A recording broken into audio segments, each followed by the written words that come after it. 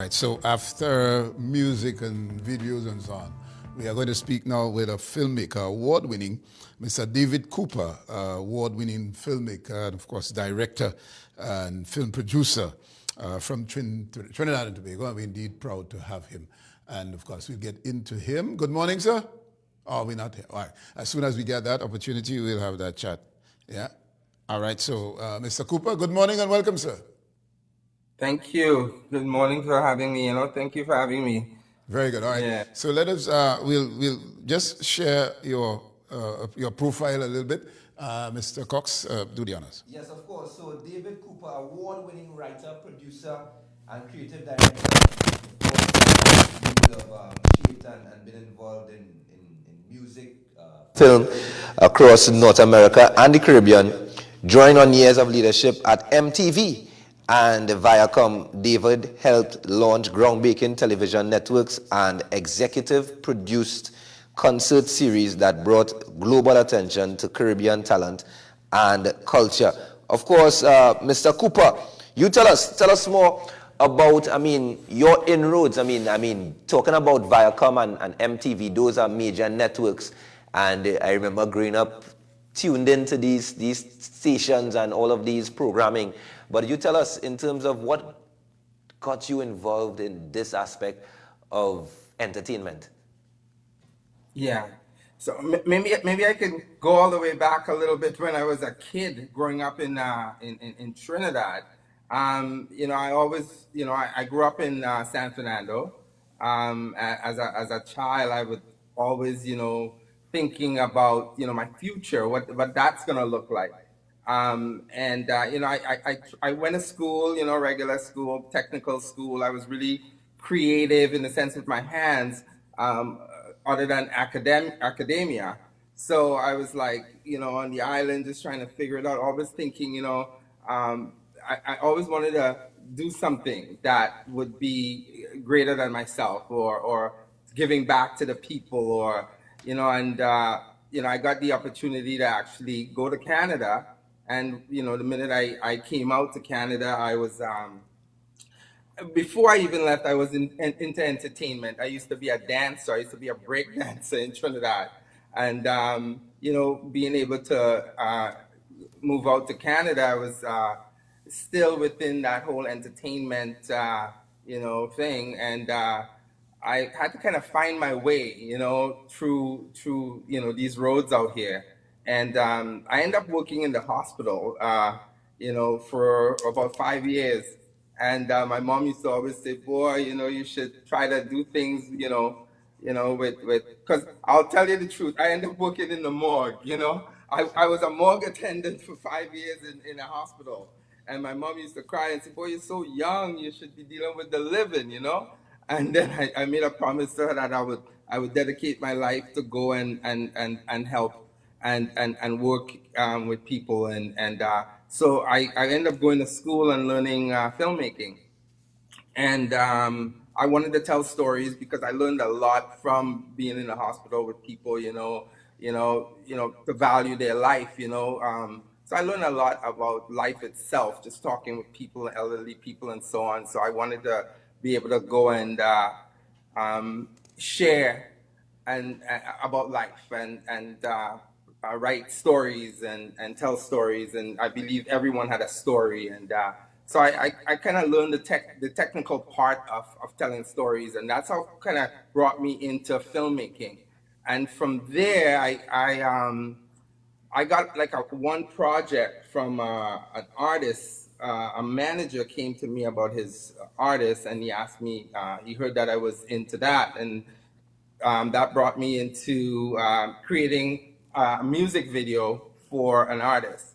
So I wrote the creatives for that, and that was my very first project that brought me into that medium.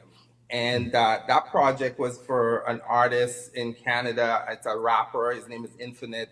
That was my very first music video. And back then, that was in the early 97s. There was no black radio stations here at the time. So the only outlet we had was Much Music to put videos on the air. And so we end up getting the video on the air, and that's when the whole journey started for opening up for all urban and Black music to be played locally. And then eventually we got a radio station later on, but the music video started, and from there I went on to shoot, hundreds of videos for other artists. Pretty much all the Canadian artists that was out here in the beginning, I started working with them, some of the bigger guys today. And then I got the opportunity to go into television, where a rapper friend of mine called me, and he told me, his name is Dougie Fresh, and he called me and told me that he has a friend that is looking to launch a television station in New York for MTV, and he ended up putting me in touch with Frederick Morton over at Tempo. And then we talked, and they came in, we all met. We met at a Marshall Montano's concert, to tell you the truth, and we all hanged out. And then about a month later, I relocated to the US, and we started the journey to launch Tempo. So I got the opportunity to work as the creative director of the network, and then MTV sent me to the Caribbean, so I had to go, and we had to figure out and find creative people in different islands. So the channel was going to launch, I think, in about 25 different islands at the time.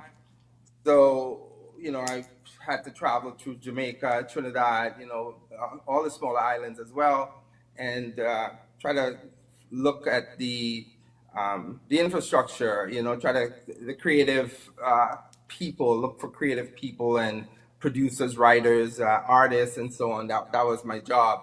And once we structured that, and we figured out where everyone was and what's going on, then we were able to create shows.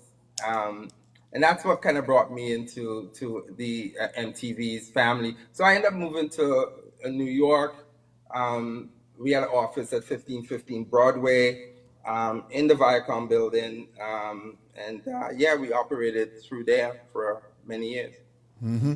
All right, so so this is time to give back to your homeland, Trinidad and Tobago specifically, and you're intending to have a 3-day workshop feature or focusing on filmmaking, and of course to give fundamentals in the film industry. Let's speak about that. Is it, who is behind this? Is it just you coming to give back, or is it that this is supported by maybe the THE and other stakeholders? Tell us about this 3-day workshop. Yeah, exactly. So between Jade Monkey Entertainment Hub and Crush Media production, and we would love to be in partnership with THA as well, and any other sponsors that want to be a part of this this project will be great. So it's a 3-day workshop. We're hoping to pretty much go after and get as much creative people that's on the ground to come out and be a part of this. There's, as you can hear, there's years of experience in all different facets of the industry, from pre to post production, as well as everything else in between. We are hoping that we can talk to creative people. They could come out. They could be a part of this workshop. Mm-hmm. Well, let's talk. Okay.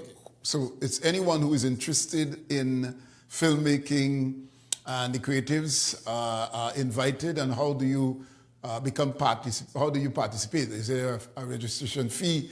Tell us, how can people get involved? Yeah. So we are hoping for it to be free to everyone.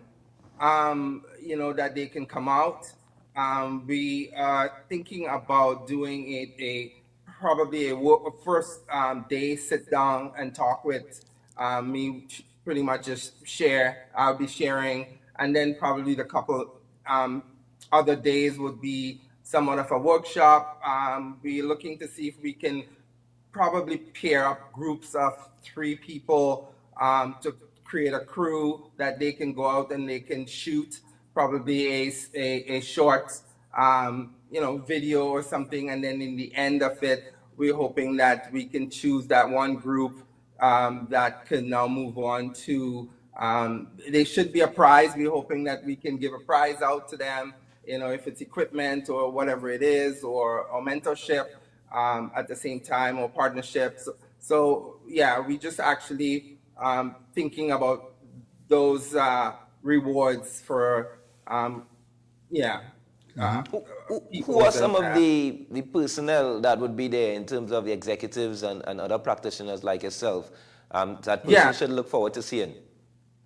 Well, at the moment, it'll be myself, and then we're hoping that, we can bring in a couple other, technical people, if it's DPs or other persons to be a part of the discussion. All right. And of course, Mr. Cooper, I mean, you, basically would have been doing this for quite some time and continue to put on productions and be part of productions. But is there a particular, why choose now to come back? Are you seeing something brewing just from your viewpoint? And if you wish, can you tell us exactly what is unique about the type of productions coming out of Trinidad and Tobago to be exact? Yeah, good question. For me, it's been in the making for over 5+ years, talking, to one of my main people on the ground, and planning it, thinking about the right timing for things. From me up here, I've been here over 35+ years, and I felt that I have done enough for North America, the U.S., Canada, and I wanted a place to call home again, and I felt that Tobago would be that place for me, just because that's my home number one, and I seen that the industries are actually growing, and I wanted to be able to be a part of that, and I wanted to come and give back, to Tobago. So yeah, that's my main reason. All right, so let's get into the fundamentals of filmmaking. One, to start, a good story. Second, the screenplay and how it's converted into telling the story on film. Are those areas going to be treated with this 3-day workshop?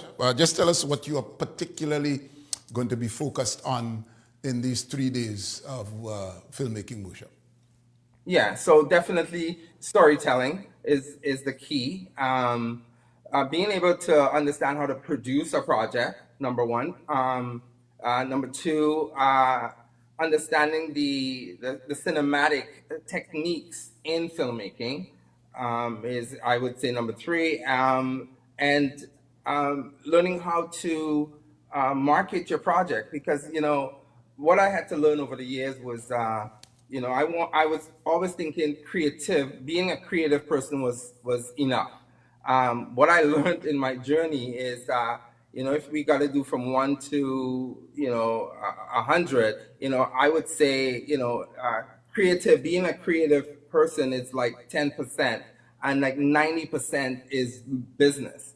And I had to become a creative business producer to be able to do all the things that I have accomplished in my life. So I would give 10% for creativity, 90% for business. So I want to be able to share that aspect of if you're pursuing this industry and you're really serious about it, you got to learn every single thing about the business and be completely lethal. Right. The business of distribution is what you're speaking to. An artist or a filmmaker can make the best film, and if he does not have the right marketing tool to get his work out there, it will stay on his hands.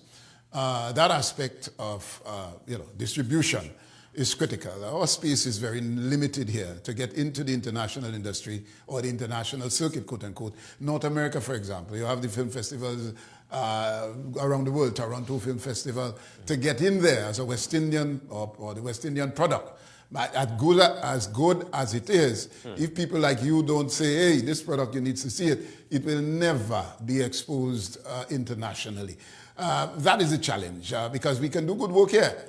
There are good storytellers here, good people who are the director of photography, who makes the film happen, who understands, works in tandem with the screenwriter to get the story out. But when it's done and it's edited and what have you, distribution is a problem. Let's speak to that. Yeah. So yeah, you're absolutely right about that. Again, number one is having a really great project, a great film. The story is great. The the audio, the lighting, all that stuff. It's packaged really well. All that is good. And like you said, like there's film festivals, there's distributors. Just learning how and who you need to actually, talk to and where to go with your project, right? So for me, packaging a really strong project. Like right now, I'm in the process of packaging one of my projects right now, and even though I've been doing this for many years and I pretty much know everyone in the industry that I can easily call up or send an email to and they'll respond to me, it's still difficult. But you want to create a project that has legs automatically to it, right? A strong story, and like with me right now with my project, I have a project that is already about someone that's been in the industry for a very long time. They have a fan base for over 25 years, so automatically, the project will actually see its way. But yet still, I still need a distributor to be able to sell that to them and let them know that this project already has legs to it already. So again, there's always a challenge to it, but it's how much you're willing to hustle, and push your project and don't stop, right? So finding a good production company that has a good relationship with a distributor already helps, right? That they can, have relationships with Netflix or Hulu or Juby or whoever it may be. And then funding as well, getting the money to make your project, so it's always good to partner up with a strong production company or a strong producer that would come about your project to help you as a creative, to help you with all those business. All right. And this event or this workshop is going to take place on the 24th of January next year, 2026. The dates are 19th and the 21st, the 19th and the 21st, and starting time 9 to 5 p.m., whole day. So, and of course, registration to be announced, as you said. But basically, and I like this planning, in turn. So we look forward to that. Just as we get ready to close, what would you want to say to all of Tobago and Trinidad about this workshop that you intend to have? Yeah, so we'll come back to the people, but for now we just wanted to kind of give you a sneak peek. We just want all the creative people that's on the island. It can be from a makeup artist to a stylist to camera operator, a writer. You know what I mean? Like just who's creative. I would like you guys just to come out and be a part of it and kind of find your way. Yeah. Very good. Well, definitely you have one person will be there, yours truly. And of course, always open. Yeah, thank you. And indeed a pleasure to have you willing to give back. And maybe we could create our own film industry in Tobago, like Nigeria would have done, like Tyler Perry would have done. He didn't wait on Hollywood. And so we and let me just get you quickly. We try to compare and we want to be like Hollywood. Tyler said, hey, they rejected his scripts and he created his own industry. Nigeria was always condemned for poor lighting and what have you, bad language, and Nigeria is now on top of the world and so on. India never asks anybody for their permission to accept what they do, and they have Bollywood and so on. So is there, and I want to ask you though, and I want you to be frank with me. Now that you're coming home, can we have a Tobago Wood, so to speak, as to produce material that is Tobago Because that's the problem, We compare. The director of photography may take a wrong angle, and we criticize that. Or the lighting might be poor, and we condemn it. And the intent is really, for some reason or the other, we don't have the right equipment, sir. So we need to talk the thing real. Is there any ambition to bring a Tobago wood in Tobago? And trust me, I'm speaking from experience, so I know what I'm talking about. So is there that ambition, sir? And shouldn't we have that ambition? 100%. I think that's the big picture right now. That's the plan.